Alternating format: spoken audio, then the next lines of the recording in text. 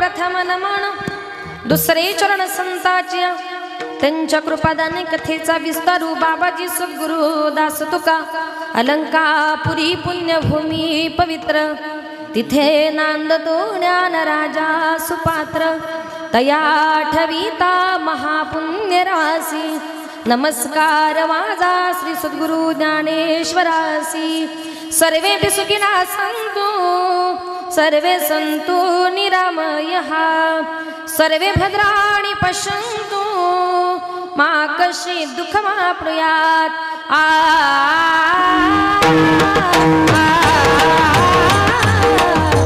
ओम नमो ज्ञानेश्वराय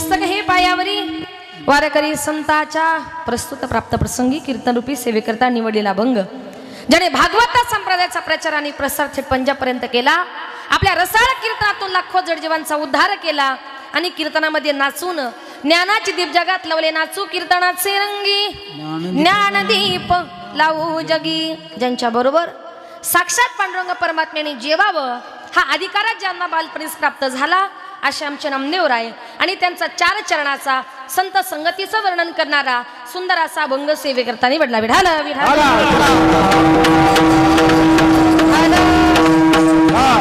संत संगतीचे काय सांगू सुख तर या अभंगाद्वारे नामदेव महाराज म्हणतात आत्ताच्या काळामध्ये एक क्षणभर जर माणसाला संताची संगत मिळाली ना तर वैकुंठामध्ये माणसाला हजारो कल्प राहायला मिळतील का ज्याला परमार्थामध्ये खरं सर्व सुख म्हणतात आणि ते सर्व सुख केवळ संताच्या संगतीने मिळतं एकदा का माणूस संताच्या संगतीमध्ये गेला की ते संत त्या जीवाला त्या माणसाला आपणा सारिखे करीती तत्काळ नाही काळ वेळ तया लागी त्या ठिकाणी कुठले स्थळ काळ वेळेचा विचार केला जात नाही म्हणून संत श्रेष्ठ आहेत संत का श्रेष्ठ आहेत संत महात्मे जगावर प्रेम करताना विश्वावर प्रेम करताना आपल्या शरीराचा कधी विचार करत नाही शेवटी या अभंगामध्ये नामदेव महाराजांनी संतांची तुलना गायी बरोबर करण्याचा प्रयत्न केला विठाल विठाल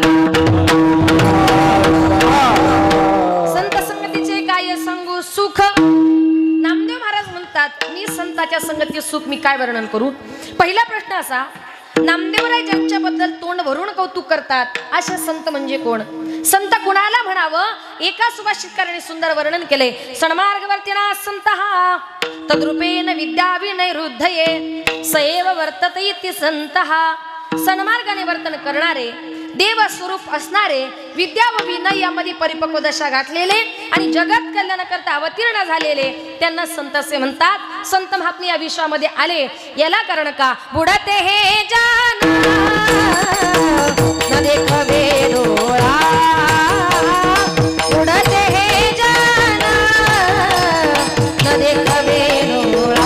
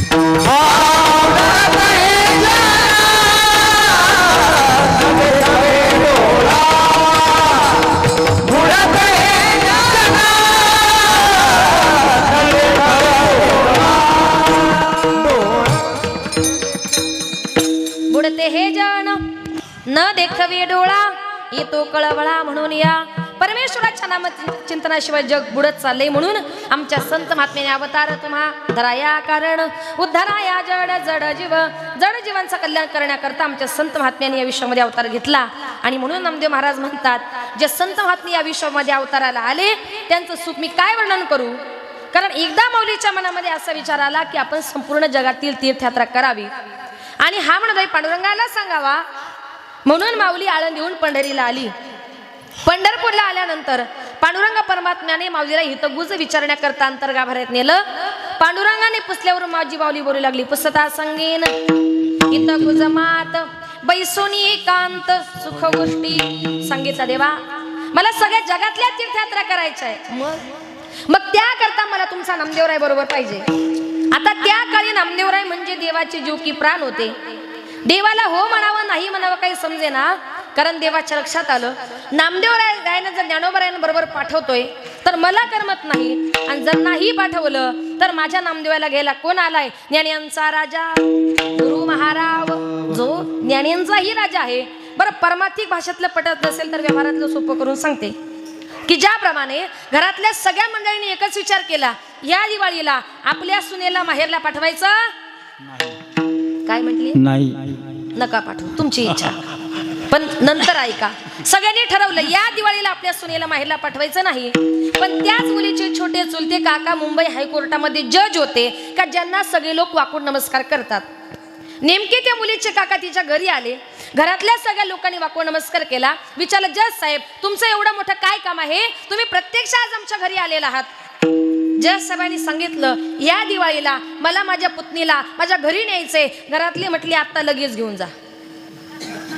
आधी काय ठरलं होतं पाठवायचं नाही. पण न्यायला कोण आलेत हायकोर्टातले जज साहेब का ज्यांना सगळे लोक कोण नमस्कार करतात. त्याप्रमाणे माझ्या नामदेव महाराजांना घेण्याकरता आले होते. ज्ञानाचा सागर सखा माझा ज्ञानेश्वर ज्याच्या जवळ अथांग असं ज्ञान आहे असा ज्ञानोबा त्या ठिकाणी घेण्याकरता आला होता. सांगितलं ठीक आहे मी तुमच्या बरोबर नामदेव महाराजांना पाठवतो. ज्ञानेश्वर महाराज निघून गेले. नामदेवराय आले. देव म्हटले नामदेवा तुला ज्ञानेश्वर महाराजांबरोबर संपूर्ण जगातील तीर्थयात्रा करण्याकरता जायचंय. नामदेव महाराजांनी स्पष्ट नकार दिला. मी जाणार नाही देवा. म्हटले का. नामदेवराय म्हटले देवा अरे तूच म्हणाला होता तुला माझ्याशिवाय करमत नाही मलाही तुझ्याशिवाय करमत नाही. मग आता तुम्हाला ज्ञानेश्वर महाराजांबरोबर कसा काय पाठवतो. देव म्हटले नामदेवा मी तुला ज्याच्या बरोबर पाठवतोय ना तो ज्ञानेश्वर महाराजांनी मी वेगळा नाही. अरे नव्हे ज्ञानोबरायांचा आत्मा माझा आत्मा एकच आहे. देव म्हणे नाम्या पाहे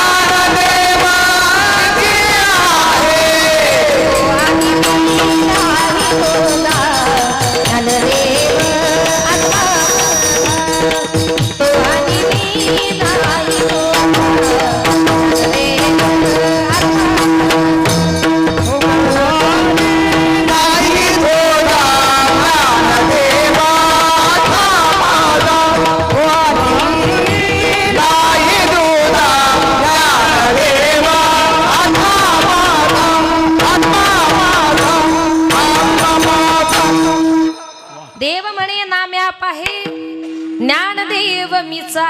सांगितला रे. ज्ञानेश्वर महाराजांनी वेगळा नाही ज्ञानदेव मीच आहे. नव्हे तो आणि मी नाही तुझा ज्ञानदेव आत्मा माझा रे. ज्ञानेश्वर महाराजांचा आत्मा माझा आत्मा एकच आहे.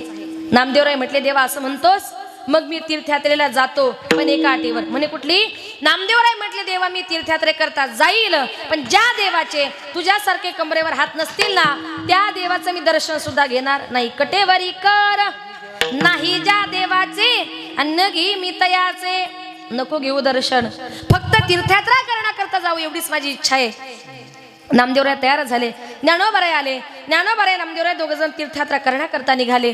विठ्ठल रुक्मिणी त्यांना चंद्रभागेच्या वाळवंटापर्यंत पोहोचवण्याकरता गेली. आणि ज्या वेळेला नामदेवराय निघून गेले, देव रावळामध्ये आले.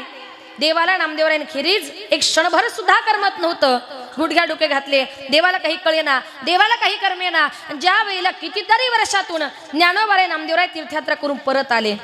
नामदेवराय पंढरीच्या रावळात गेले. पांडुरंग परमात्म्यानं पाहिलं की अरे माझा लाडका भक्त नामदेवराय इतक्या वर्षातून मला भेटतोय, जावं आणि त्याला कडकडून असं आलिंगन द्यावं. या आशेने देव विटेवरून खाली उतरले. पण नामदेव महाराज म्हटले, देवा अरे तुला आलिंगन देण्यापेक्षा संतांच्या संगती सुख किती मोठं आहे हे आज मला कळालं. अभंगाचे प्रथम चरण. संत संगतीचे काय सांगू सुख, संत संगतीचे काय सांगू सुख, संत संगतीचे काय सांगू सुख, संत संगतीचे काय सांगू सुख, संत संगतीचे काय सांगू सुख, संत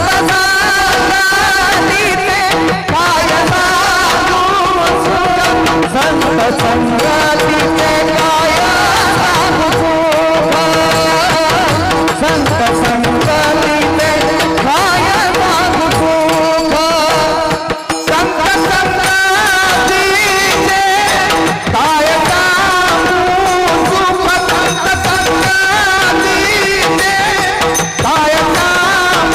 सुख, संत संगतीचे काय सांगू सुख, संत संगतीचे काय सांगू सुख, संत संगतीचे काय सांगू सुख,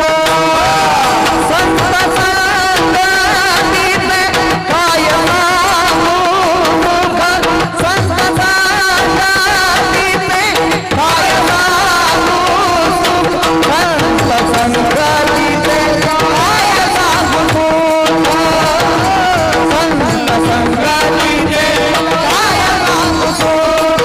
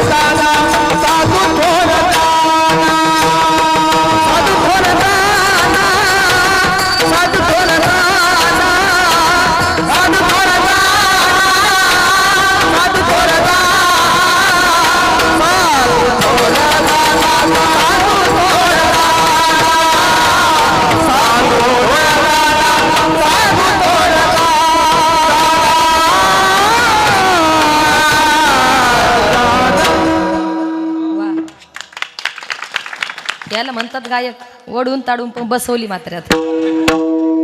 संत संगतीचे काय सांगू सुख, आपणा पारिखे नाही तेथे. नामदेवराय म्हटले, देवा तुला आलिंगन देण्यापेक्षा संतांच्या संगतीत सुख किती मोठा हे आज मला कळालं. म्हणून संगतीला फार महत्व आहे. आताच्या काळामध्ये संगत करायची, चांगल्याची करा, वाईट माणसाची करू नका. संगतीने माणूस सुधारतो, संगतीने माणूस बिघडतो. आणि म्हणून संगत जर चांगल्याची केली तर तुमचं जीवन हे सफल झाल्याशिवाय राहणार नाही. आणि वाईटाची जर केली तर तुमची जीवनरूपी नौका मध्येच भावसागरात बुडवल्याशिवाय राहणार नाही. संत महात्मे म्हणतात, आम्ही संतांची संगत केली, आम्ही रात्रंदिवस देवाचं नामचिंतन केलं. कारण संत महात्मे म्हणतात, संतांची संगत करणं, देवाचं नामचिंतन करणं हा आमच्या वाणीला लागले एक स्वभाव आहे. कारण जन्माला आल्यानंतर प्रत्येक माणसाचा एक स्वभाव असतो आणि त्या स्वभावाला कितीही बदलण्याचा प्रयत्न करा, माणसाचा मूळ स्वभाव कधी बदलतो का? एखाद्या बाईला जर भांडायची सवय असेल, तिने किती ठरवलं मी भांडायचं नाही, तिचा स्वभाव बदलणार आहे का? ती दासी हो आधी होती दासी, पट्टराणी गेली तिसी, तिचे हिंडणे राहीना पुढे स्वभाव जाईना, तिचे हिंडणे राहीना पुढे स्वभाव जाईना, तिथे हिंडणे राहीना पुढे स्वभाव जाईना, तिथे हिंडणे राहीना पुढे स्वभाव जाईना. आधी होती दासी पट्टराणी गेली तिसी, आधी होती दासी पट्टराणी गेली तिसी, तिचे हिंडणे राहीना पुढे स्वभाव जाईना, तिचे हिंडणे राहीना पुढे स्वभाव जाईना. तिथे हिंडणे राहीना पुढे स्वभाव जाईना, तिथे हिंडणे राहीना पुढे स्वभाव जाईना. संत एकनाथ महाराजांचं मूळ स्वभाव नावाचं प्रकरण आहे, त्याच्यात सांगितलंय आधी होती दासी पट्टराणी गेली तिसी, तिचे हिंडणे राहीना मूळ स्वभाव जाईना. आधी होता वाग्या, इथं कोणी वाग्या नाही ना? आहेत. दैवयोगे झाला पाग्या, त्याचा येळकोट राहीना मूळ स्वभाव जाईना, त्याचा येळकोट राहीना मूळ स्वभाव जाईना. थोडक्यात काय, आमचे संत महात्मे म्हणतात माणूस मरतो पण त्याचा मूळ स्वभाव बदलत नाही.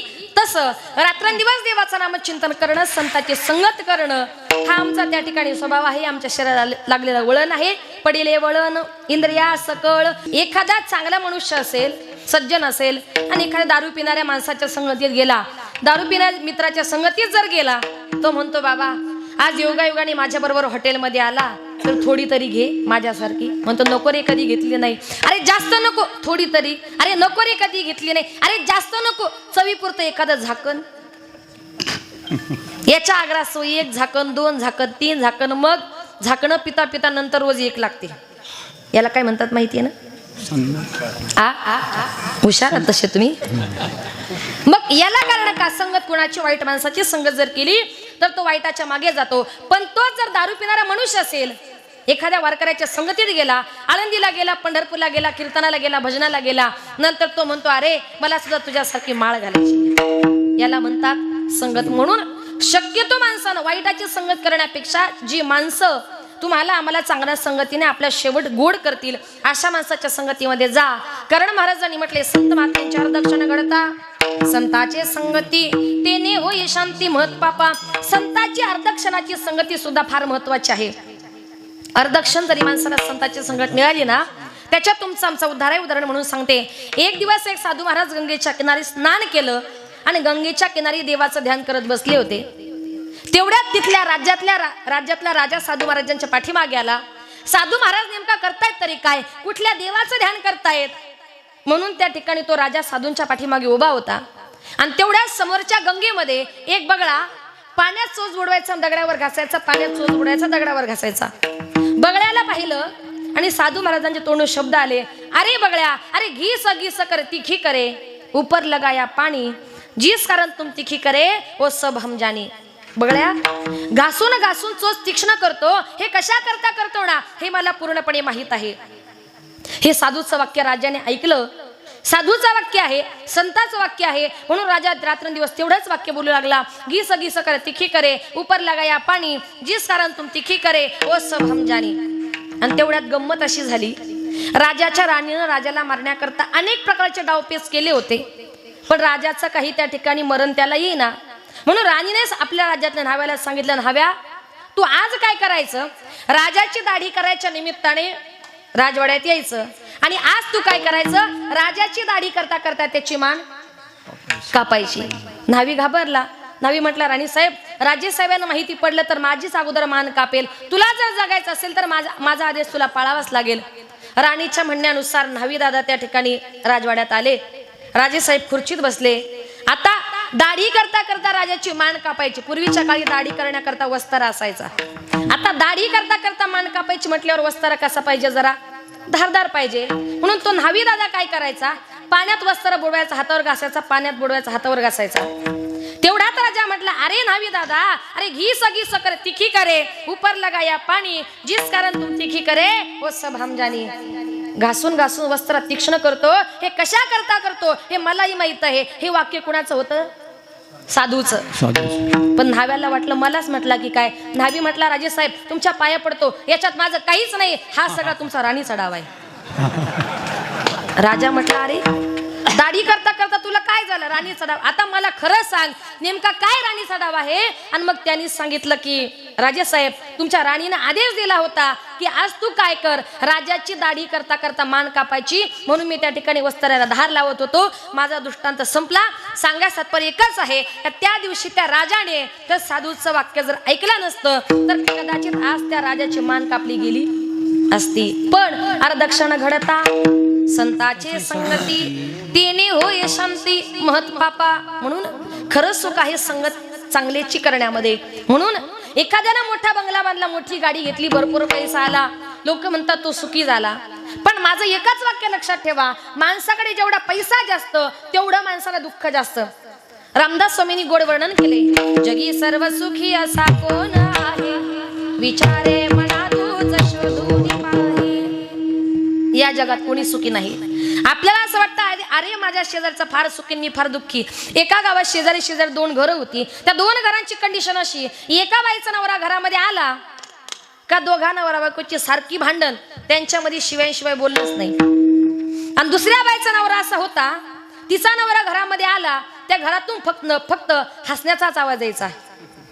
ही बाई म्हणायची कुठून माझ्या नशिबाला पडला, घरात आला की सारखा भांडतो, सारखा शिवाय देतो. तिनं ठरवलं आता खूप दिवस नवऱ्याचा त्रास सहन केला, आता शासनानं आपल्याला 50% आरक्षण दिलंय. म्हटली आता इथून पुढे नवऱ्याला घाबरायचं.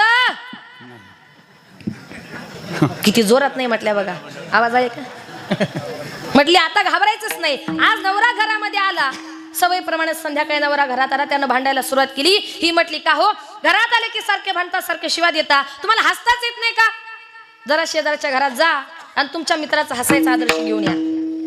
याला वाटलं अरे खरंच आम्ही दोघे नवरा बायको सारखे भांडतो. तो त्यांच्या घरात गेला आणि म्हटला मित्रा, अरे आम्ही दोघे नवरा बायको सारखे भांडतो, तुम्ही दोघे सारखे हसता, हसण्यासाठी करता तरी काय, आम्हाला सांगा म्हणजे आम्ही पण हसत जाऊ. तो म्हटला तुला ऐकायचंय हाय ते बरे. म्हटलं कसं आहे ना, तुम्ही दोघे भांडता, आम्ही दोघे हसतो, याला कारण एकच आहे. म्हटलं माझं माझ्या बायकोचं भांडण झालं का माझी बायको माझ्या पाठीमागे लगेच लाटणं घेऊन लागते, चपात्या लाटायचं.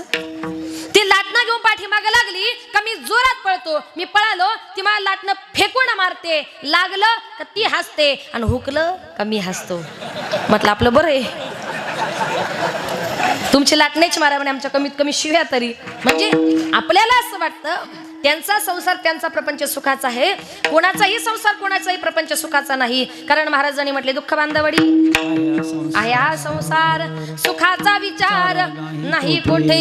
आणि म्हणून महाराजांनी म्हटले खरं सुख आहे संतांची संगत करण्यामध्ये. नामदेव महाराज म्हणतात देवा आपणा पारिखे नाही तेथे. नामदेवराय म्हणतात पारख म्हणजे ओळख. नामदेवराय म्हणतात देवा मी तुला ओळखलंच नव्हतं. पंढरपूरच्या रावळातील 3.5 फूट उंचीचा पांडुरंग, एवढीच माझी तुझ्याबद्दल संकोचित कल्पना होती. पण संत महात्मे तुम्हाला आम्हाला ज्या देवाचं नामचिंतन करायला सांगतात तो देव कुठे राहतो? जंबू या दीपा माझी एक पंढरपूर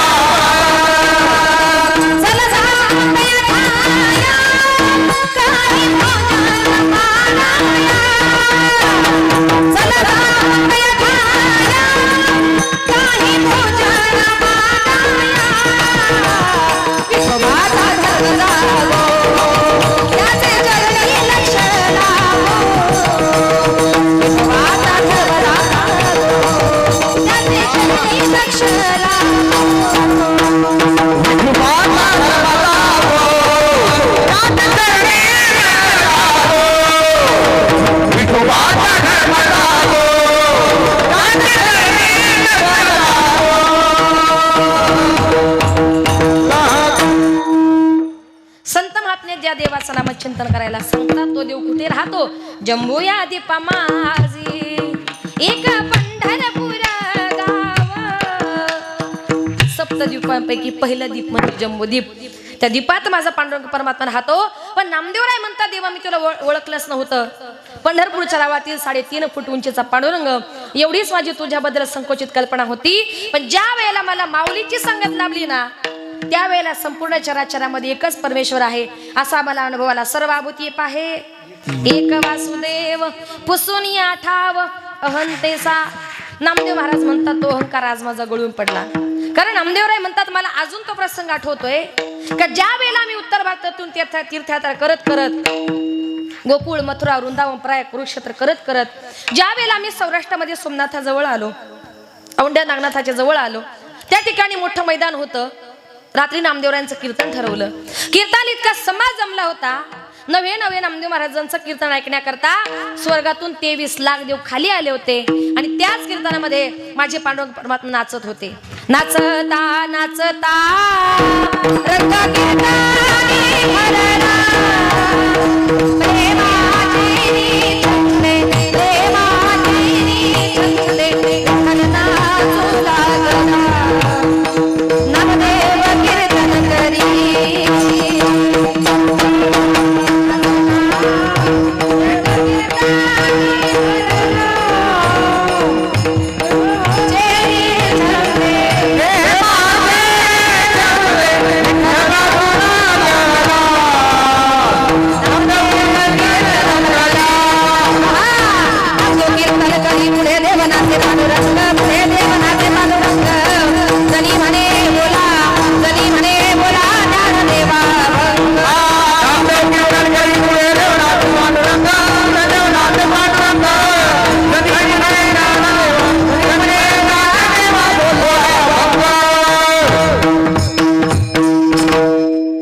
नाचता नाचता रंग कीर्तनी भरला, प्रेमाचे छंदे विठ्ठल नाचू लागला. त्या कीर्तनात माझे देव नाचत होते. नामदेव महाराज कीर्तन करत होते. अनेक संत मंडळी पाठीमागे उभी होती. त्यांच्यामध्ये आमची जनाबाई होती. पाठीमागे डोळे लावणी उभी ती जणी. कबीर महाराज पक्वाद वाजत होते. नामदेव महाराज कीर्तन करतायत. अनेक संत मंडळी समोर आहेत, अनेक देव समोर आहेत. कीर्तन इतकं रंगात आलं, देव कीर्तनामध्ये नाचतायत. अक्षरशः नाचता नाचता माझ्या देवाची फजिती झाली. नाचता नाचता देवाचा घडला पितांबर.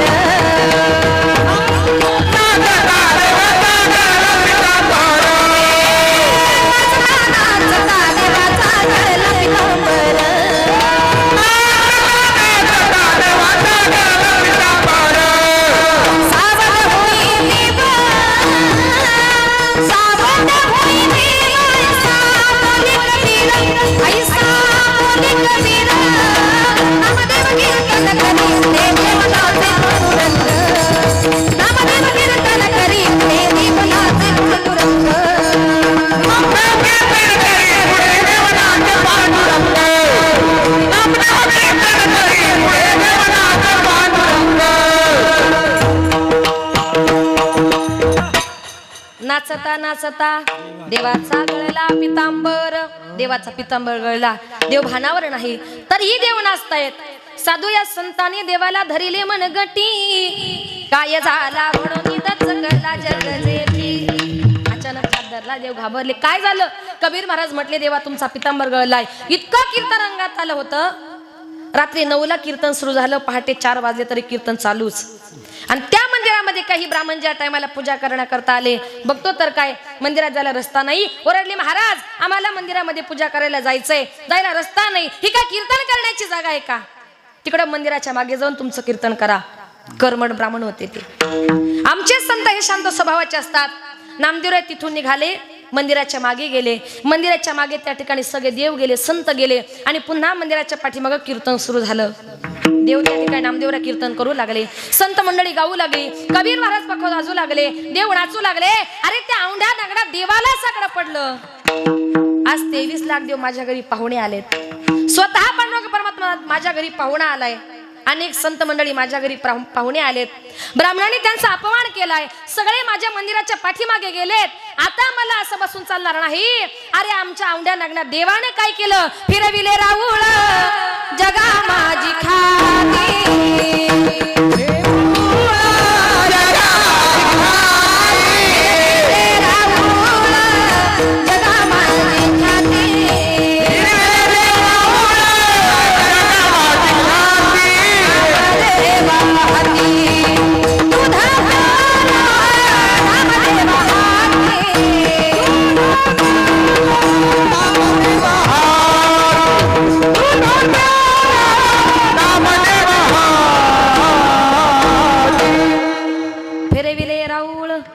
जगा माझी ख्याती नामदेवा हाती दूध प्याला.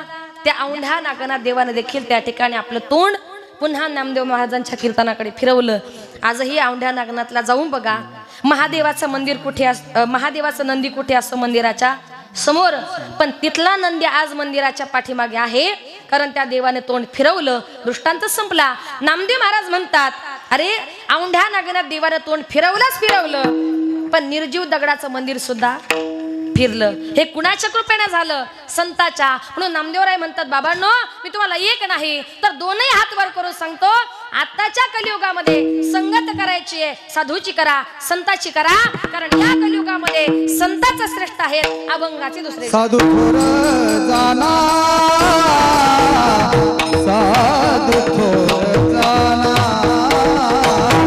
साधू थोर जाना, साधू थोर जाना,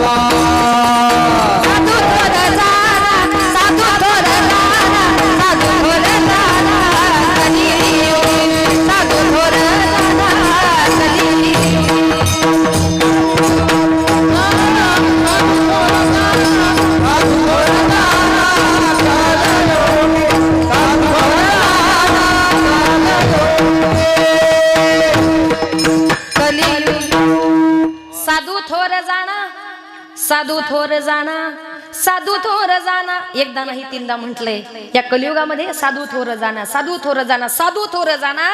कलियुगी नामदेव महाराज म्हणतात, तुमचा आमचा जन्म ज्या कलियुगामध्ये झालाय ना, या कलियुगामध्ये आपला उद्धार साधू महात्मे करतील, संत महात्मे करतील. मग साधू महात्मे आपला उद्धार का करतील?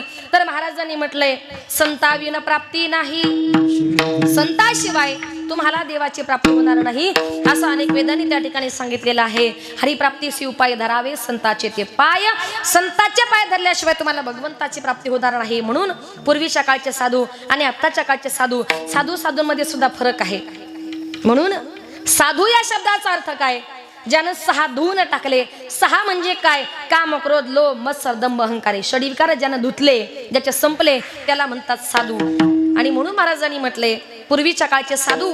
पूर्वीचा एक काळ असा होता की पूर्वीच्या काळी पहाटे पहाटे आपल्या गावात एक वासुदेव यायचा. त्याच्या नामचिंतनानं आपल्या गावाचं नाही तर सगळं आभाळ दुमदुमून जायचं. उजळून आलं आभाळ रामाच्या पारी, अन गाव जागवित आली वासुदेवाची स्वारी, गाव जागवित आली वासुदेवाची स्वारी.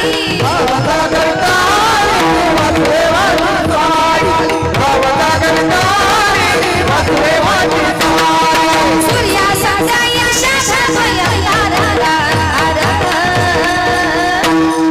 उजेड केला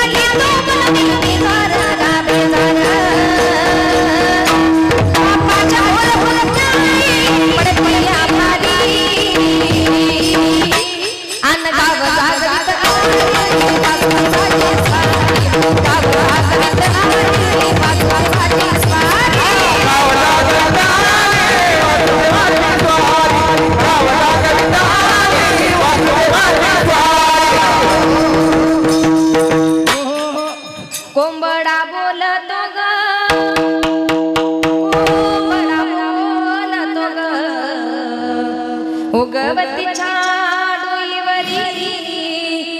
गोरा सूर्याचा डोलतो ग नारायणाचा रूप घेऊन धरतीला लागला वीर सैन्याचा संप वीराला लागला निश्चित कल्याण पाय असावी साधी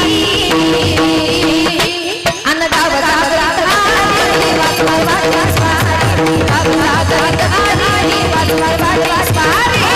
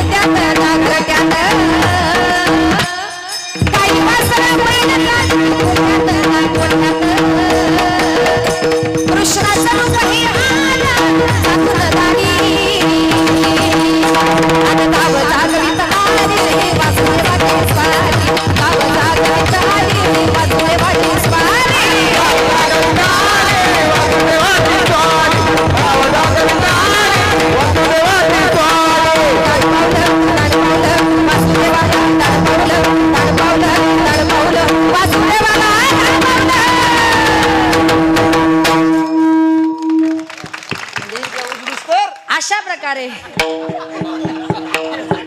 वासुदेव पहाटे पहाटे आपल्या गावात यायचा त्याच्या नामचिंतनानं आपलं गावाचं नाही तर सगळं आभाळ दुमदुमून जायचं आणि म्हणून पूर्वीच्या काळचे जे काही लोक होती पूर्वीच्या काळचे जे काही संस्कार होते ते चांगले होते पूर्वीच्या काळचे साधू चांगले होते पण आताच्या काळामध्ये साधू जर पाहायला गेलो तर आताच्या कलियुगामध्ये साधू झाले पण कसे ऐसे कैसे झाले बंधू कर्म करुणी म्हणती साधू अंगाला वनिया राख डोळे झाकुणी करती पाप आत्ताच्या काळामध्ये साधू झाले पण कशा करता पोटासाठी संत झाले कलित बहुत आपलं पोट भरण्याकरता अनेक संत महात्मे झाले पण त्या खोट्या साधूंच्या पाठीमागे लागू नका आणि जर लागलं तर काय होतं तुम्हाला उदाहरण म्हणून सांगते एका गावात एक साधू महाराज फिरत फिरत आले होते तो गाव जरा बऱ्यापैकी श्रीमंत होता साधू महाराज त्या गावातच थांबले साधू महाराजांनी सांगितलं वेदाचं शास्त्राचं पुराणाचं गीतेचं भागवताचं ज्ञानेश्वरीचं सगळं ज्ञान मला आहे बरं तुमच्या गावात बसल्या बसल्या जगात काय चालतं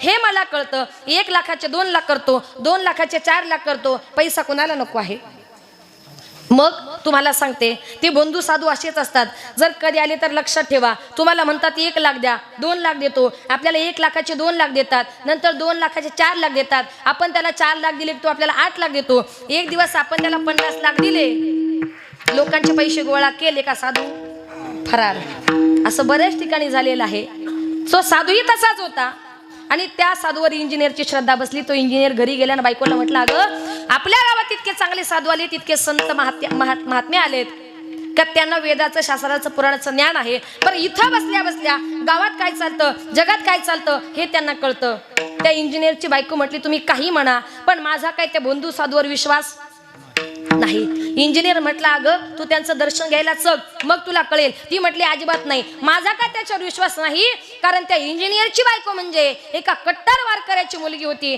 आणि वारकरी संप्रदायातील माणसं सहसा बंधू साधूवर विश्वास ठेवत नाही तिने सांगितलं मी विश्वास ठेवणार नाही म्हटली ठीक आहे मग संध्याकाळी असं करतो त्या साधूंनाच मी आपल्या घरी भोजन करण्याकरता आणतो आता आणतो म्हटल्यानंतर तिने सांगितलं ठीक आहे साधू महात्म्यांना आपल्या घरी घेऊन या त्यांच्याकरता मी पक्वान्न त्या ठिकाणी तयार करते संध्याकाळच्या टायमाला नवऱ्यानं त्या ठिकाणी साधू महाराज आले गावातली 4-5 प्रतिष्ठित मंडळी महाराजांच्या पाठीमागे आली आणि तिनं महाराजांकरता सुंदर 5 पक्वान्नाचं भोजन तयार केलं 5 पक्वान्नाचं भोजनाबरोबर तिनं साधू महाराजांकरता भजे काढले होते भजे माहिती आहे ना तोंडाला पाणी द्यायचं बाबा म्हटले पाणी सुटल तोंडाला पाणी द्यायचं नाही तिनं सुंदर असे भजे काढले होते पण तिनं असं ठरवलं साधू महाराजांना जर इथं बसल्या बसल्या जर जगातलं दिसतं आज साधू महाराजांची परीक्षा घ्यायची साधू नेमका खरा आहे की खोटा आहे बरं ताटा वाढताना असं करायचं, महाराजांचे जे काही भजे आहे ना ते भजे भाताच्या खाली लपून ठेवायचे. कुठं? भाताच्या खाली. संध्याकाळच्या टायमाला महाराज आले, ताटं वाढण्यात आली आणि त्या ठिकाणी ताटं वाढले. सगळ्या ताटांमध्ये भजे होते. महाराजांच्या ताटामध्ये भजे होते का? नाही. तुम्ही झोपले वाटतं. होते होते होते होते. कुठं होते? भाताखाली. जागे हात. कुठे होते? भाताच्या खाली होते. ताटा वाढण्यात आली. ताटाभोवती पाणी फिरवलं. महाराजांनी डोळे झाकले आणि महाराज जोरात म्हटले, हाड हाड हाड हाड. इंजिनियर म्हटला, महाराज आजूबाजूला कुठं कुत्रे नाही, काय नाही, हाड हाड कोणाला म्हणालात? म्हटलं, कसे नाही साहेब, ज्या टायमाला मी डोळे झाकले त्या टायमाला मला असं समजलं का पंढरपूरच्या महाद्वारामध्ये कुत्रे शिरलेत आणि ते कुत्रे मी इथं बसल्या बसल्या हकलले. बाई म्हटली, आता खरी परीक्षा आहे. साधू महाराजांनी डोळे उघडले. इंजिनियरचं लक्ष गेलं महाराजांच्या ताटाकडे. इंजिनियरनी पाहिलं, सगळ्यांच्या ताटामध्ये भजे होते पण महाराजांच्या ताटात भजे मात्र होते होते. इंजिनियरले काय पाहिलं? महाराजांच्या ताटात भजे. इंजिनियरला दिसले नाही. महाराजांच्या ताटात भजे नाही. तो म्हटला, काय ग, महाराजांना भोजना करता बोलवलं, सगळ्यांना भजे वाढले, महाराजांना वाढले नाही. महाराजांचा अपमान केला, मुद्दाम केलंस तू. बायकोला जे मारण्याकरता धावला ना. साधू महाराज म्हटले, थांबा साहेब, बाई विसरली असतील, बाई जरा दुसरी भजी घेऊन या. बाई म्हटली, थांबा महाराज, जगाला फसवू शकता. अहो, आता तुम्हाला माझ्या समोर इथं बसल्या बसल्या पंढरपूरच्या गावातले कुत्रे जर दिसले तर भाताकालचे भजेच कसे दिसले नाही. याला म्हणतात भोंदू साधू. म्हणून महाराजांनी म्हटले, खरा संत कुणाला म्हणतात की ज्याच्या जवळ दया, क्षमा, शांती हे गुण असतात त्याला म्हणतात खरा साधू. संत तोची जाना जगी, संत तोची जाना जगी. मना दया क्षमा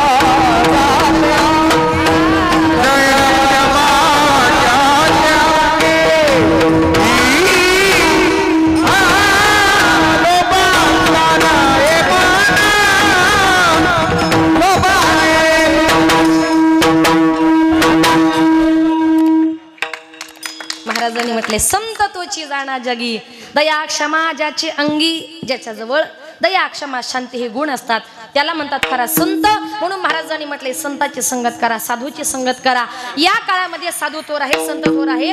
आपण जर संत पाहिले तर संत वामन बाबा, संत वामन भाऊ आणि संत भगवान बाबा यासारखी संत मंडळी आपल्या परिसरामध्ये या महाराष्ट्राला मिळाली. हे आपलं खरंच मोठं भाग्य आहे. कारण वामन भाऊंची आणि भगवान बाबांची कृपा जर आपण पाहिली तर या परिसरावर आणि या महाराष्ट्रावर आज इतकी मोठी कृपा त्यांची आहे का बैसोनी पाण्यावरी वाची ज्ञानेश्वरी, इतकी ताकद त्या संत महात्म्यांमध्ये होती. म्हणून हे संत महात्मे तुमचा आमचा प्रत्येकाचा उद्धार करणार आहेत. निश्चितच आपण मनापासून जर त्या संतांची भक्ती केली तर ते संत आपण समुद्राच्या अलीकडे आहोत आणि समुद्राच्या पलीकडे नेणार आहेत ते तुम्हाला संत महात्मे. त्या संतांचं नामचिंतन जर केलं, त्यांची संगत जर केली तर ते निश्चितच तुम्हाला आम्हाला समुद्राच्या पहिली किनाऱ्याला नेल्याशिवाय राहणार नाही. म्हणून संगतीला फार महत्व आहे. जीवन जगत असताना माणसानं व्यसनापासून थोडंसं बाजूला राहा. आणि काही लोक खरंच ही जी लोक दारू वगैरे पितात ना, वाईट लोकांची संगत करतात, त्याच्यामुळे काय होतं तुम्हाला एक उदाहरण म्हणून सांगते. एक दिवस एका माणसाला आपल्या काही मित्रांना पार्टी द्यायची होती आणि तो आपल्या मित्रांना म्हटला, बघा आज रात्री 12 वाजता मी तुम्हाला बरोबर पार्टी देतो. म्हणे 12-1 वाजता म्हणे पार्टीचा टाइम आहे का? तुला काय करायचंय? 12-1 पार्टी देणार. म्हटले कशाची? म्हटले कसं आहे ना, माझ्या बायकोनं कालच तिच्या माहेरून चांगली मोठी शेळी आणली. शेळीच म्हणतात ना तुमच्याकडे का बकरी? बकरी. बरं, तुम्ही म्हणाल ते चांगली मोठी बकरी आणलेली आहे आणि मग त्या ठिकाणी मागितली. प्रेमानं बायको देणार नाही. माझी बायको मुलं झोपले का रात्रीच्या टायमाला मी ती बकरी बरोबर चोरून आणणार. म्हटलं ठीक आहे. आता रात्रीच्या टायमाला याला वाटलं माझी बायको मुले झोपले की काय, पण बायकोला माहित होतं माझा नवरा दारुड आहे. दारुडे माणसं घरातून पैसा, बायकोचं सोनं कधी नेऊन विकून त्याची दारू पितील याची गॅरंटी. म्हणून ती बिचारी कधी झोपत नव्हती आणि तिला माहित होतं एक दिवस माझी बकरी चोरीला. तिचं लक्ष फक्त खिडकीतून त्या बकरीकच असायचं. आता रात्रीच्या टायमाला 1 वाजता याला वाटलं माझी बायको मुली झोपली काय. हा गुपचूप गोठ्यामध्ये गेला, त्यानं ती बकरी घेतली, नेली, तिची पार्टी बिर्टी केली. सकाळी उठला, आंघोळ बिंघोळ केली, गोठ्यामध्ये गेला, बघतो तर काय गोठ्यामध्ये बकरी तशीच. बायकोला म्हटलं काय ग, गोठ्यामध्ये बकरी तशीच कशी काय? बायको म्हटली, अहो त्या बकरीचा मारू द्या, पण रात्री 1 वाजता गोठ्यातून तुम्ही कुत्र्याला कुठं घेऊन गेले होते? कुत्र्याचीच पार्टी केली आणि मग लागला उलट्या करायला. नंतर करून काय फायदा आहे का? म्हणून एखाद्या गोष्टीचं वर्म चुकल्यानंतर दुःख भोगावं लागतं. तसं संगत करताना चांगल्या माणसाची करा, वाईटाची करू नका. वाईटाच्या संगतीत जर गेलात तर तुमची देखील अशीच फजिती झाल्याशिवाय राहणार. म्हणून महाराजांनी म्हटले साधू थोर जाणा, साधू थोर जाणा. काही साधकांनी नामदेवरायांना प्रश्न करा, नामदेवराय कीर्तन सुरू झाल्यापासून म्हणतात साधू थोर जाणा. संत कुणासारखे श्रेष्ठ आहेत? संत आमचा अंगीकार करतील का? संत आम्हाला जवळ घेतील का? नामदेवराय म्हणतात संत इतरांच्या कल्याणाचा विचार करतातच करतात, पण ज्यांनी त्यांना त्रास दिला, ज्यांनी त्यांचा छळ केला, त्यांच्या कल्याणाचा विचार देखील त्या आईच्याच मायेनं करतात. आणि म्हणून तर संपूर्ण जग आजही माझ्या ज्ञानोबारायांना माऊली या नावानं ओळखतं. संन्यासाची मुलं म्हणून त्यांचा किती छळ केला म्हणून सांगू? तो प्रसंग आठवला, अंगावर शहारे येतात, डोळे अश्रूंनी भरतात. ज्यांच्या ओठावरची दूध वाळले तोच त्यांच्या माता पितांना देहांताची शिक्षा दिली. त्यांच्या झोळीमध्ये शिळा भाकरीचे तुकडे टाकले नाहीत, परंतु शेण आणि दगड टाकले. स्वतःच्या घरातून तांब्यावर पाणी दिलं नाही, इंद्रायणीवर देखील पाणी भरू दिलं नाही. मांडे भाजण्याकरता स्वतः भांड दिलं नाही, पण कुंभाराने दिलेला खापर हिसकावून घेऊन ते मुक्ताईच्या तोंडावर गाल सुजेपर्यंत मारलं. पण इतका दिलेला त्रास माझ्या ज्ञानोबाराईंनी एका अभंगात, एकाही ओवीमध्ये व्यक्त केला नाही. उलट जगाच्या कल्याणाची भीक मागितली. काय सांगितलं? जे खळांची व्यंकटी सांडो तया सत्कर्मी रती वाढो, भूता परस्परे पडो मैत्र जीवांचे. ज्ञानोबाराई म्हटले खळ म्हणजे वाईट. ज्यांनी ज्यांनी माझं वाईट केलं ना, अशा सगळ्या वाईटांचं कल्याण हो. आमचे संत महात्मे जगावर प्रेम करताना, विश्वावर प्रेम करताना आपल्या शरीराचा कधी विचार करत नाही. अभंगाचे तिसरे चरण. यह लोकी तोचे, यह लोकी तोचे,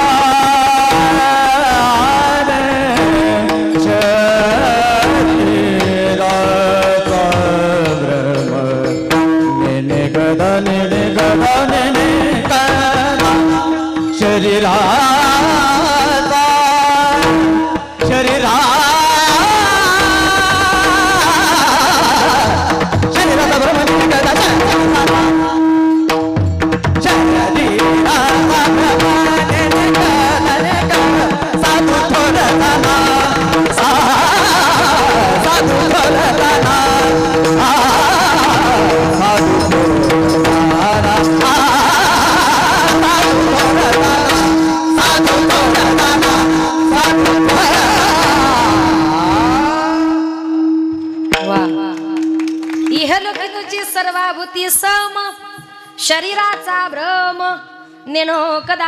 आमच्या संत महात्म्यांनी महाराजांनी सांगितले या शरीरावर प्रेम करण्यापेक्षा आमच्या संत महात्म्यांनी जगावर प्रेम केलं. आणि जगावर प्रेम करताना अखंड रात्रंदिवस देवाचं नामचिंतन केलं. संत महात्म्याने ज्या देवाचं चिंतन केलं, एकदा सगळ्यांनी मोठ्या प्रेमानं हातानं टाळी आणि मुखानं परमेश्वराचं नामचिंतन करावी. ठोबा रखुमाई विठोबा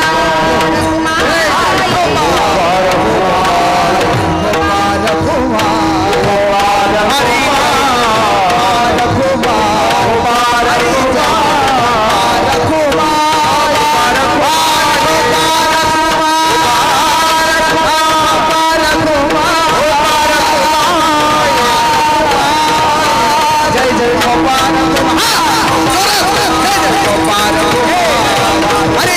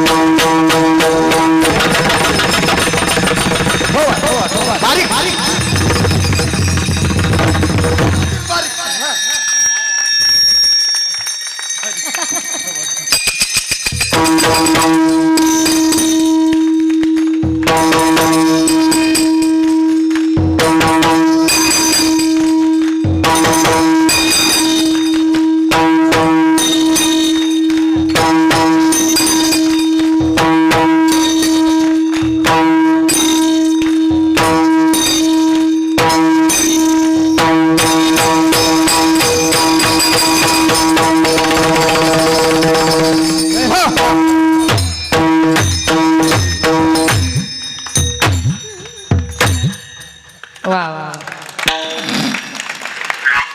पठाडे महाराज पकवा जाईल कार्याच्या कीर्तनापर्यंत. वा वा वा वा. संत संगतीचे काय सांगू सुख, आपण आपारिखे नाही तेथे.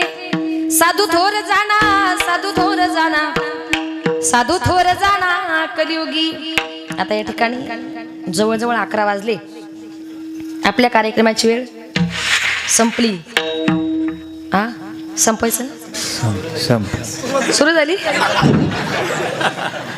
बरं 2 चरणांचा धावता भावार्थ आपल्या समोर मांडण्याचा प्रयत्न केला. अजून 20-25 मिनिटं घेणार आहे, काळजी करू नका. पण इथून पुढे जे आहे त्याची कळायला गरज आहे. थोडंसं प्रबोधनाकडे वळते.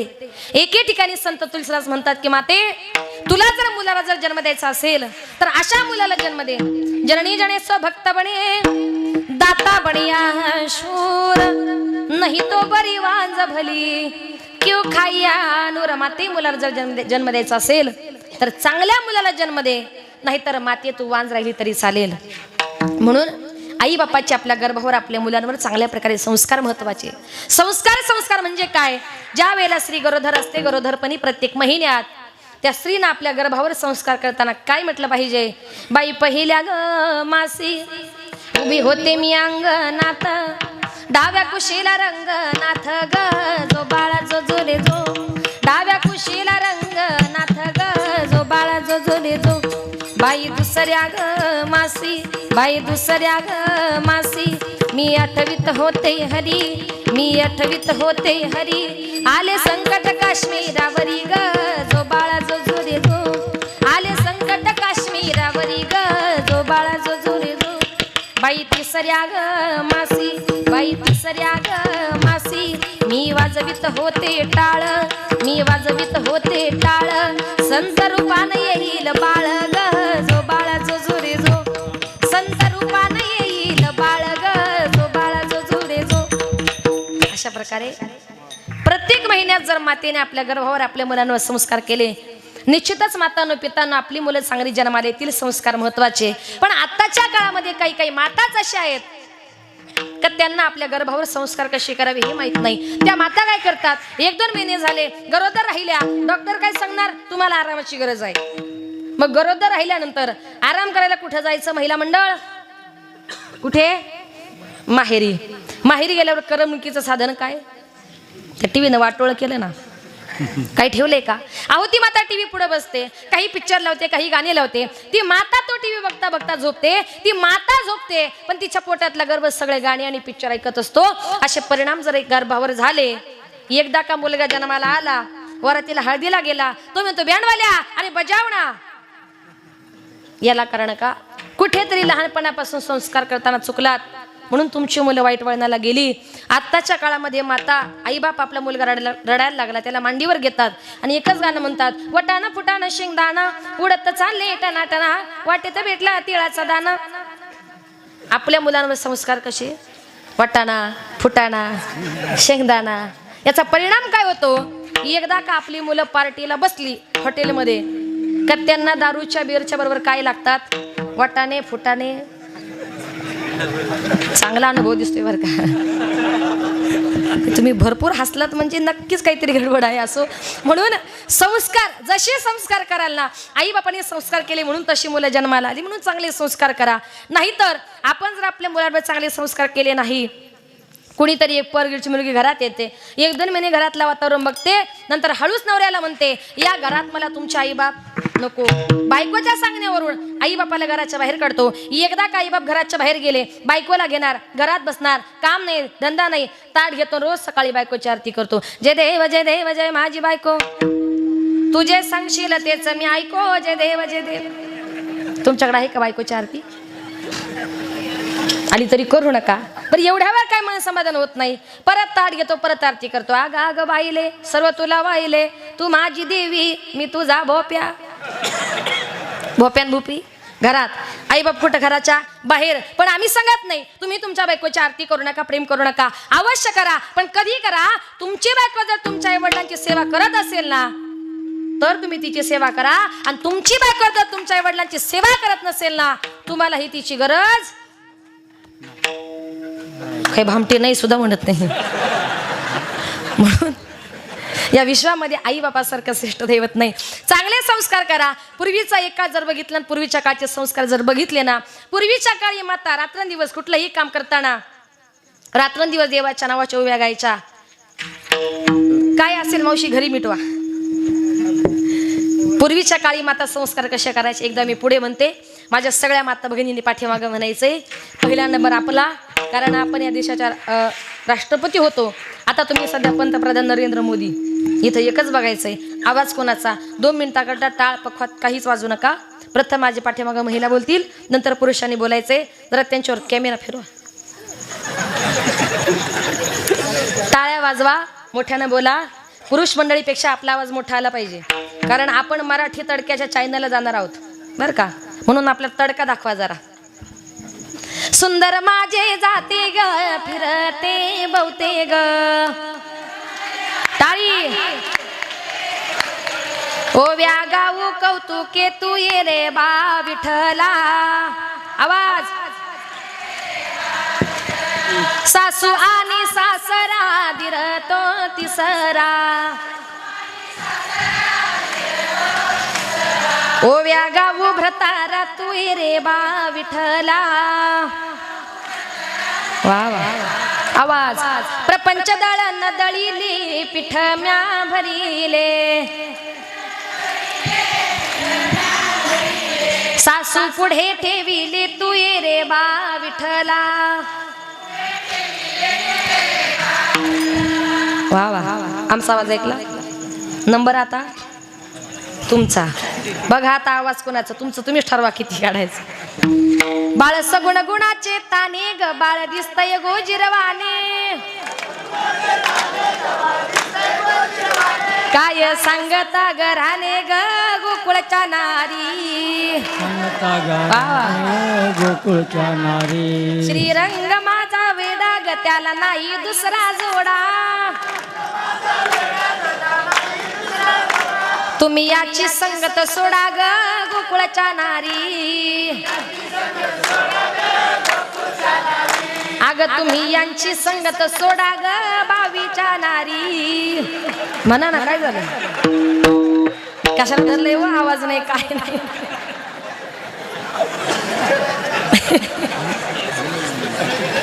असं एकच सांगायचे. पूर्वीच्या काळी आई बाप आपल्या मुलांवर असे चांगले संस्कार करायच्या. परिणाम त्यांच्या पोटी चांगली मुलं जन्माला आली. चांगले संस्कार करा जेणेकरून आपली मुलं वाईट व्यसनांच्या आहारी जाणार नाही. वाईट व्यसन म्हणजे काय, दारू पिणं, बियर पिणं, गुटखा. दारुडे माणसं दारू पिल्यानंतर असे वेड्यासारखं का वागतात माहिती आहे. त्याच्या पाठीमागे खूप मोठं कारण आहे. जरा नीट लक्ष देऊन ऐका. एका जंगलामध्ये एका झाडाखाली एक पोपट, दुसरा वाघ आणि तिसरं डुक्कर. काय, पहिला पोपट, दुसरा वाघ, तिसरं डुक्कर. 3 जण मित्र राहत होते. एक दिवस जंगलामध्ये सोसाट्याचा वारा आला. वारा आल्यानंतर ते झाड खाली पडलं. झाड खाली पडल्यामुळे झाडावरचा पोपट खाली पडला आणि तो पोपट मरण पावला. पोपट मरण पावला. त्या डुकरानं पाहिलं, त्या वाघानं पाहिलं की अरे ते आश्रयाचं झाड पडलं, त्याच्यावरचा पोपटही मेला. या जंगलामध्ये माझा जगून फायदा तरी काय. त्या पोपटाचा शोक करून करून तो वाघ सुद्धा मेला. पोपट मेला, वाघ मेला. डुकरानं पाहिलं अरे माझे जवळचे 2 मित्र गेले, त्या आश्रयाचं झाडही गेलं. आता या जंगलामध्ये माझा जगून फायदा तरी काय. म्हणून त्या दोघांचा शोक करून करून ते डुक्कर सुद्धा मेलं. पोपट मेला, वाघ मेला, डुक्कर मेलं. हे 3 जण ज्या ठिकाणी मेले ना त्या ठिकाणी एक झाड तयार झालं आणि त्या झाडाचं नाव आहे मोहाचं झाड. मोहाच्या झाडापासून काय तयार होते, चांगली माहिती हो. काय तयार होते, दारू. दारू पिली कोणी, माणसानं. ज्या टायमाला माणूस दारू पितो, दारू पिल्याबरोबर प्रथमतः तो पोपटासारखा मिठू मिठू बोलायला सुरुवात करतो. थोडी चढली का गावामध्ये गल्लीमध्ये वाघासारख्या डरकळ्या फोडायला सुरुवात करतो, आणि अजून जास्त चढली का रस्त्यावर गटारीत कुठेही डुकरासारखा लोळत.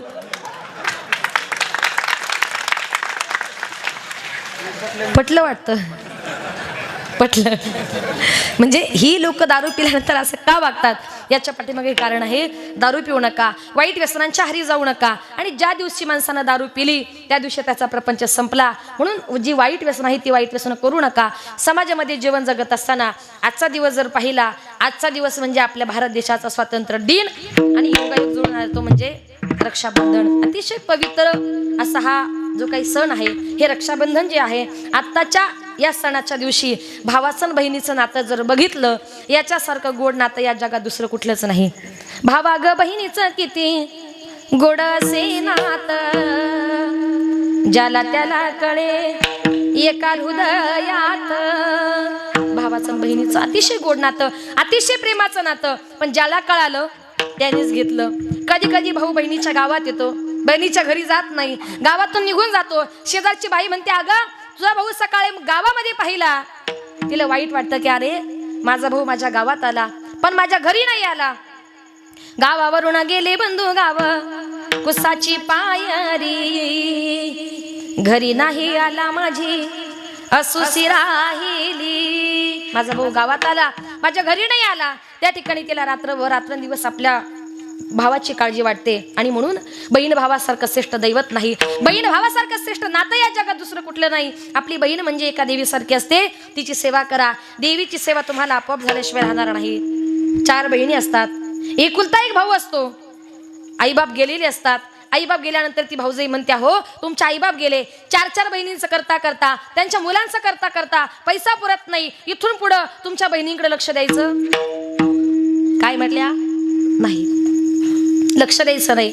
मग त्या बहिणी रडतात, म्हणतात, दादा अरे तू आमचा एकुलता एक भाऊ आहे, आमचे आईबाप गेले, या जगात आम्हाला कोणाचा आधार नाही. अरे आम्ही 4 बहिणी म्हणजे कोण आहोत, आम्ही 4 बहिणी 4 गावाच्या चिमण्या, सख्या भाऊ राया एका रातीच्या पाहुण्या. दादा आम्ही 4 बहिणी आहोत, तू एकुलता एक आमचा भाऊ आहे. दादा आलो तरी रक्षाबंधनच्या दिवशी मुक्कामाला येऊ, आलो तरी भाऊ बीजेला मुक्कामाला येऊ. एका रात्रीच्या पाहुणे आहे दादा, जास्त नको रे. एका रात्रीपुरतं प्रेम दाखव, एका रात्रीपुरती माया दाखव. आम्ही 4 बहिणी म्हणजे कुठे असतो, आम्ही 4 बहिणी 4 डोंगराच्या आड, सख्या भाऊ राया खुशाली पत्र धाड. दादा तू आमच्या घरी येऊ नको, आम्ही कशा आहोत आमची चौकशी तरी कर, आमची मुलं बाळ कशा आहेत चौकशी तरी कर. दिवाळ सण आला, रक्षाबंधन आलं, प्रत्येक भावाला वाटतं आपल्या बहिणीसाठी काहीतरी साडी चोळी खरेदी करावी. भाऊ साडी घ्यायला चालला, आपली भाऊजे त्याला हळू धक्का मारते आणि त्याला काय म्हणते, भाऊ घेतो साडी भावजई देते धक्का, तुमच्या बहिणीला भारी साडी घेऊ नका. काय म्हणते, थोडी हलकीच घ्या, जास्त भारी नका घेऊ. म्हणून बहीण त्याची आहे, किती हजाराची साडी घ्यायची हे त्याचं त्याला ठरू द्या. आणि म्हणून आत्ताच्या काळामध्ये भावा बहिणीचं नातं जर पाहिलं तर भावाला आपल्या बहिणीविषयी जास्त प्रेम राहिलं नाही, जास्त माया राहिली नाही. त्यांचं प्रेम त्यांची माया कुठं गेली ऐका. आत्ताच्या काळात माया नाही ग भावाला, वाकडी केली वाट गेला सासूरवाडीला. कुठे जातो, सासऱ्याच्या घरी, तिकडे जायला किती तयारी, सासूरवाडीला जायला गाडी वढली ताडली. बहिणीच्या गावा जाया यांची गाडी पंक्चर झाली. इतकं प्रेम असतं का. म्हणून भाऊ बहिणीशी किती वाईट वागला तरी बहिणीला आपला भाऊ गोडच असतो. शेजारच्या 20-25 बायका गोळा करते आणि त्यांना म्हणते, अगं आयानो बायानो काय पाहता खेड्याला, सोन्याचं कुलूप माझ्या भावाच्या वाड्याला.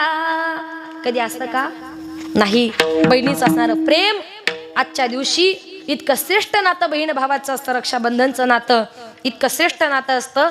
या नात्यासारखं श्रेष्ठ नातं या जगात कुठलं नाही. म्हणून नाती जपण्याचा प्रयत्न करा. आणि आज या ठिकाणी आजचा दिवस म्हणजे स्वातंत्र्य दिनाचा दिवस. या दिवशी आपल्या देशाला स्वातंत्र्य मिळालं, पण स्वातंत्र्य मिळण्याकरता अनेक नेत्यांनी, अनेक सैनिकांनी आपल्या त्या ठिकाणी आपले स्वतःचे बलिदान केले, स्वतः मात्र दिव्यासारखे राहिले, सोडिले सर्व घरदार, सोडिला सुखी संसार, ज्योती समजीवन जगले, ते अमर हुतात्मे झाले, ज्यांनी ज्यांनी या देशाकरता त्याग केलं, बलिदान केलं.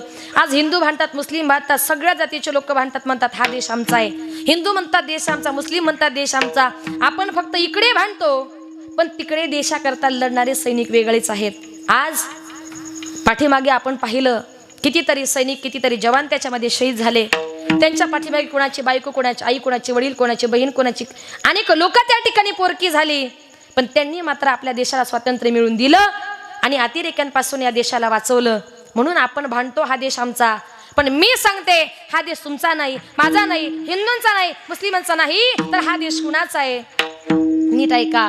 हिंदू की नहीं है, किसी मुस्लिम की नहीं है, हिंदू की नहीं है, किसी मुस्लिम की नहीं है, हे हिंद जिसका नाम शहीदों की जमी है, हे हिंद जिसका नाम शहीदों की जमी है, झेली है जिसके वास्ते बापू ने गोलियां, आजाद ने खेली है अपने खून से होलियां, अंग्रेज हुकूमत को राजपथ नहीं लाया, फांसी पे जमा खून भगत सिंह ने चढ़ाया, बिजली की तरह टूट पड़ी लक्ष्मी बाई, मुँह मुड़ गई तोपों के वो तलवार चढ़ाई, मुँह मुड़ गई तोपों के वो तलवार चढ़ाई. हिंदू की नहीं है, किसी मुस्लिम की नहीं है, हिंदू की नहीं है, किसी मुस्लिम की नहीं है, हे हिंद जिसका नाम शहीदों की जमी है, हे हिंद जिसका नाम शहीदों की जमी है, हे हिंद जिसका नाम शहीदों की जमी है. भारत माते की वंदे. आणि म्हणून जे जवान आज या देशासाठी सीमेवर लढतायत त्यांचाच हा देश आहे. त्या जवानांनी छत्रपती शिवाजी राजांचा त्या ठिकाणी आदर्श घेतला आणि ते त्या ठिकाणी झगडत राहिले. म्हणून राजांसारखे मावळे, राजांची मावळे बनण्याचा प्रयत्न करा. शिवाजी राजांसारखं श्रेष्ठ दैवत या जगात नाही. एका माणसाने मला प्रश्न विचारत आहे, तुम्ही राजे राजे म्हणता, तुमचे राजे नेमके होते तरी कोण? देव होते का? जरा कान उघडे ठेवून ऐका. माझे राजे नेमके होते तरी कोण? विजयासारखी तलवार चालून गेला, विजयासारखी तलवार चालून गेला, निदाड्या छातीने हिंदुस्तान हलवून गेला, मुठभर मावळ्यांना बरोबर घेऊन हजारो सैताना नडून गेला आणि स्वर्गामध्ये गेल्यानंतर 33 कोटी देवाने ज्याला वाकून मुजरा करावा ना, असा एकाच मर्द मराठा माझा शिवबा होऊन गेला, शिवबा होऊन गेला, शिवबा होऊन गेला. हर हर महादेव, हर हर महादेव, हर हर महादेव. गिरिशिखरी किरीटा परी लहरी भगवा ध्वजा, गिरिशिखरी किरीटा परी लहरी भगवा ध्वजा, उगवला तारा तिमिर हरा गरजा शिवाजी राजा, उगवला तारा तिमिर हरा गरजा शिवाजी राजा, तिमिर हरा गरजा शिवाजी राजा, उगवला तारा गरजा शिवाजी राजा. युगा युगाचा गणधर यवन चाकरी करी सरदार, यवन चाकरी युगा युगाचा गणधर यवन चाकरी करी सरदार, मराठा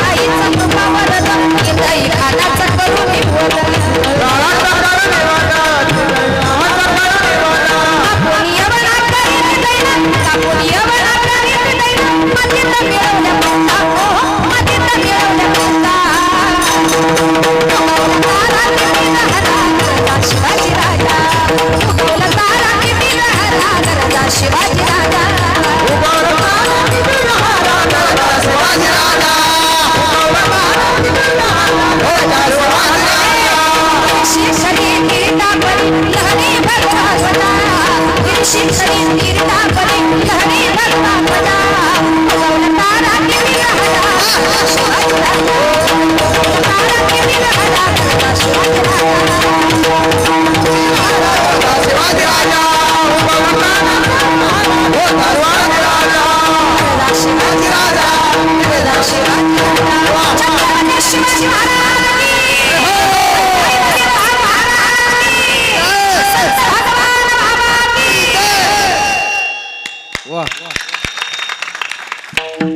आता संपवायचं ना 11:15 वाजले चालू द्यायचं सकाळपर्यंत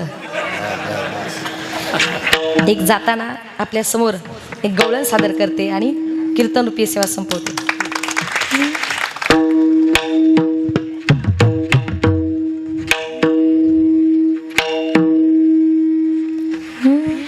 आदरी धरणी वेणुबाई ग वेणू वाजविला कोणी मेनूबाई ग आदरी धरणी वेणुबाई ग वेणू वाजविला कोणी मेनूबाई ग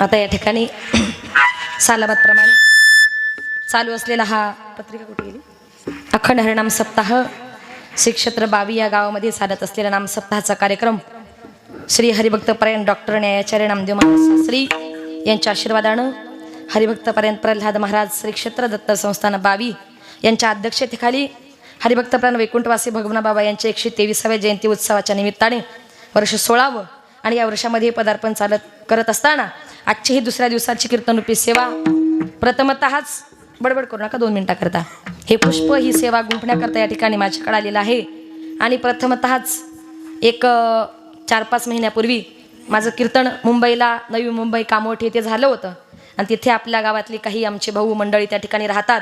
त्यांनी सांगितलं की ताई निश्चित आमच्या गावाला आम्ही तुम्हाला नेऊच, आणि त्यांच्या विनंतीला मान देऊन आज या ठिकाणी आपल्या गावात येण्याचा योग आला. त्याच्या निमित्तानं तुमच्या सारख्या मायबापांचं दर्शन या ठिकाणी घडलं.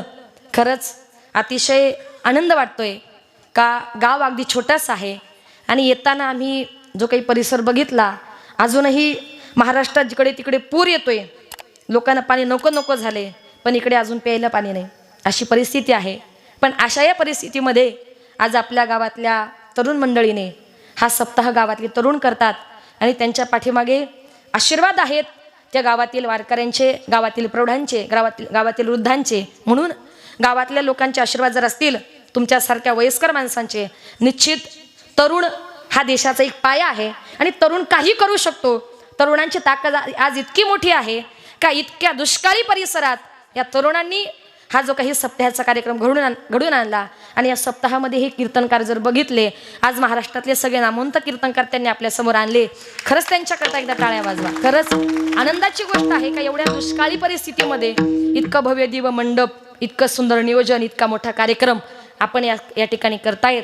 आपल्या तरुणांचे या ठिकाणी मानावे तेवढे आभार, ग्रामस्थांचे मानावे तेवढे आभार थोडीच आहेत.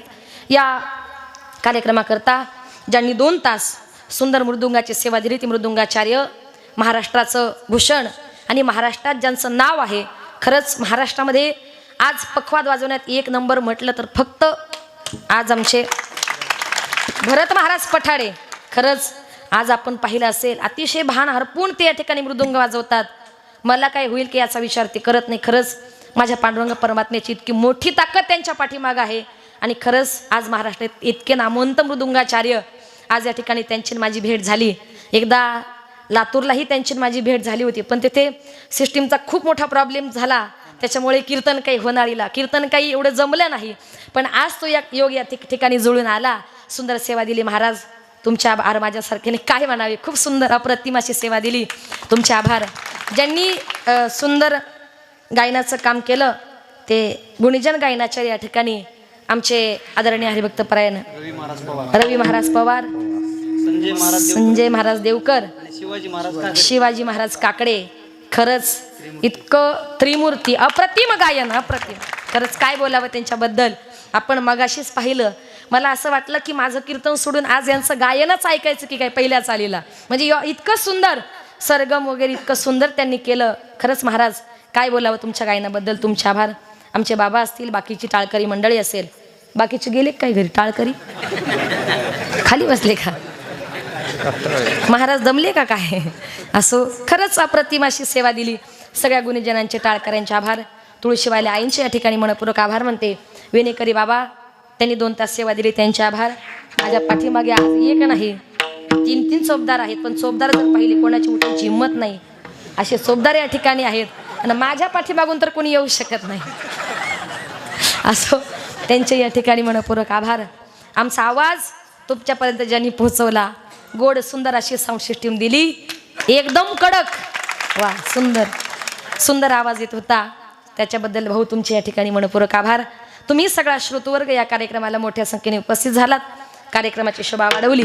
माझ्या माता भगिनी, पुरुष वर्ग, तरुण मंडळ, लहान मुलं मुली, सर्व ग्रामस्थ मंडळी, आजूबाजूच्या गावातील मंडळी, आपण सर्वजण या कार्यक्रमाला मोठ्या संख्येने उपस्थित झालात, कार्यक्रमाची शोभा वाढवली.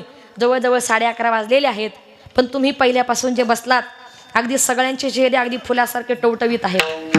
सगळ्यांचे अगदी तुमच्याकडे बघून असं वाटतं अजूनही जरी 2 तास कीर्तन केलं, कुणालाही झोप लागणार, करायचं का मग, आहे तयारी पुढच्या वर्षी.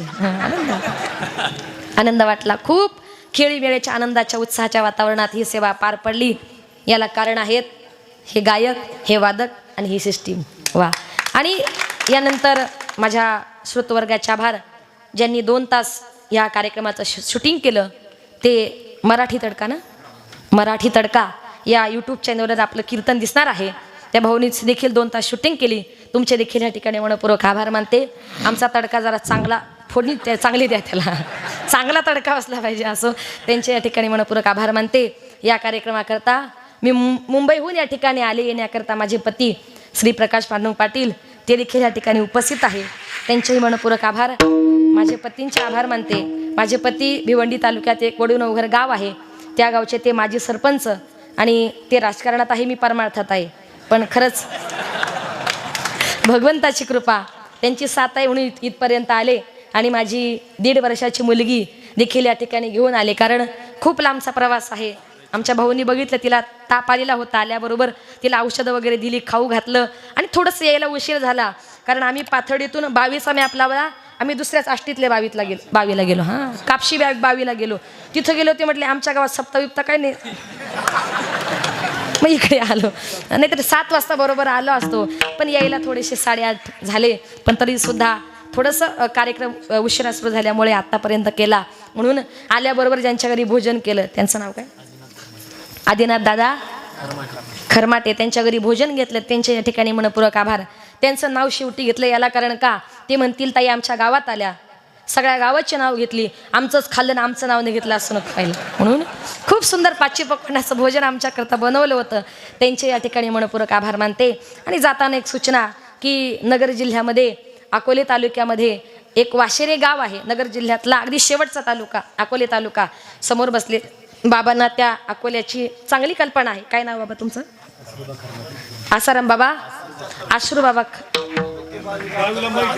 बर, 75% 22 गाव अकोल्याला आहे. वा वा. आणि हां, वाशेर सगळ्यांनी पाहिलेले. मी त्या वाशेर गावचीच आहे आणि माझे आजोबा त्या कारखान्यात मुकादम होते, म्हटल्या विषयच नाही. हां, मी बाबांना मागाशीच सांगितलं की माझे आजोबा ठकाजी गजे, बाबांनी गजे लोकांची सगळ्यांची ओळख सांगितली. माझं मायचं आडनाव गजेच आहे. आणि त्याच ठिकाणी मी एक मुलींची वारकरी शिक्षण संस्था मागच्या वर्षी सुरू केली. फक्त मुलींकरता ती आहे. सध्या 37 मुली संस्थेमध्ये शिक्षण घेत आहेत. ज्यांना कोणाला आपल्या मुलींना, आपल्या बीड जिल्ह्यातल्या 4-5 मुली माझ्याकडे शिक्षण घेण्याकरता आहेत, आष्टीच्या आहेत, कड्याच्या आहेत. आणि म्हणून ज्यांना कोणाला आपल्या मुलींना असं चांगलं कीर्तनाचं मार्गदर्शन करायचं असेल, माझ्याशी कॉन्टॅक्ट करण्याचा प्रयत्न करा. झालेली सेवा संत वामन भाऊंच्या, संत भगवान बाबांच्या चरणी समर्पित करून, माझ्या विठ्ठल रुक्मिणीच्या चरणी समर्पित करून सेवेला नंतर लगेच घ्यायचं का? ज्ञानोबा माऊली तुकाराम, जय जय ज्ञानोबा माऊली तुकाराम.